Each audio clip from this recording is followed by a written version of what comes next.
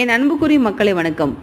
பள்ளி என்பவர் இறைவனுடைய தூதுவர். இறைவனுக்கும் மனிதர்களுக்கும் இடையே நடக்கக்கூடிய சில பேச்சுவார்த்தைகளை பள்ளிதான் நமக்கு அது விளக்கம் அளிக்கிறது. இப்போது ஒரு கோயிலுக்கு போகிறீங்க அப்படின்னா, நீங்கள் மனதார சாமி கும்பிட்டுட்டு இருக்கும்போது ஒரு ஆழ்ந்த ஒரு வருத்தத்துடனமோ அல்லது ஒரு சந்தோஷத்துடன் நீங்கள் சாமி கும்பிடும்போது சாமியுடைய கருவறையில் இருந்து ஒரு சவுண்டு வந்துச்சு அப்படின்னா நிச்சயம் அது இறைவன் உங்களுக்கு உத்தரவு தந்து விட்டார் என்ற அர்த்தம்.